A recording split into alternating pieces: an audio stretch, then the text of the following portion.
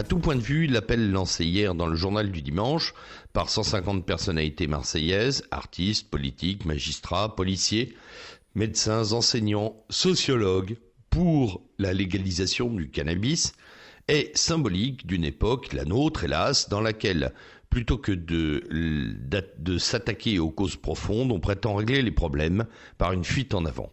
On pourrait même dire que cet appel, par voie de presse, est un archétype parfait de la pensée progressiste, de ce que la pensée progressiste peut produire comme non-sens décisionnel.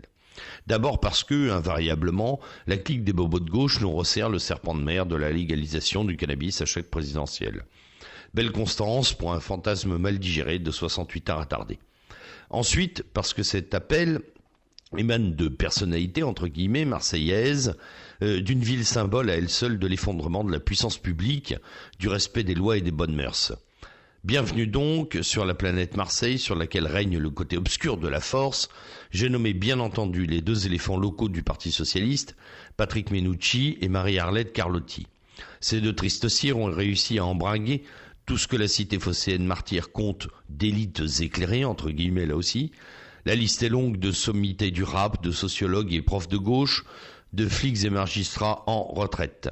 Avec un bel aplomb, et mené par les deux leaders séides de Payon d'ailleurs, ces 150 pèlerins prétendent dans une lettre ouverte qu'une légalisation contrôlée du cannabis aboutirait à la disparition des bandes mafieuses et par voie de conséquence à la fin des assassinats liés au trafic de stupéfiants qui se montent, il faut le souligner quand même, à 27 morts en 2016. Arguant que la prohibition du cannabis est un échec, ce qui est vrai, que le trafic génère des sommes folles, ce qui est toujours vrai, nos élites locales n'ont rien trouvé de mieux pour enrayer le désastre qu'une légalisation contrôlée. Waouh, quelle témérité! Mais enfin, comment aboutit-on à une solution aussi idiote à partir de constats aussi justes? En fait, c'est assez simple, il suffit de mélanger cécité idéologique et démagogie électorale, ce qui est en somme toute un grand classique de la politique française. En l'occurrence, être de gauche à Marseille, cela consiste d'abord à ne pas voir la gangrène immigrée et ses conséquences effroyables en termes de sécurité de biens et des personnes.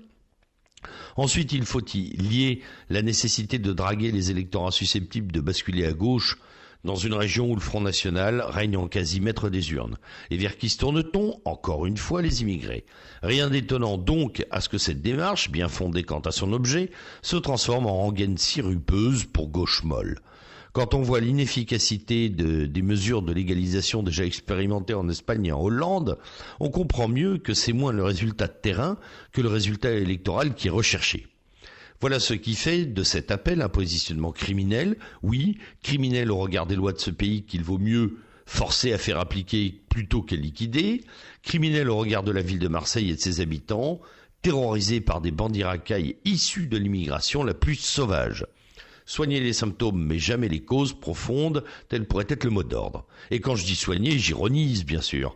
Qui peut prétendre que la légalisation du cannabis empêchera les bandes mafieuses de se tourner vers d'autres produits, voire vers d'autres trafics? Hélas, Marseille ne pâtit pas que de la drogue, bien d'autres trafics existent. À la question de la drogue, simple, fermeté politique, pleine application des lois. À la question des bandes de racailles mafieuses, remigration totale. Cela s'appelle de la volonté en politique. Tout le contraire de ce que proposent les progressistes pour qui combattre signifie baisser culotte, on l'a vu après les attentats avec le fameux vivre ensemble. Tiens, à choisir, plutôt que de légaliser le cannabis, je légaliserai la chasse aux guignols. Il y en a 150 à attraper du côté du Vieux-Port. Bonne journée.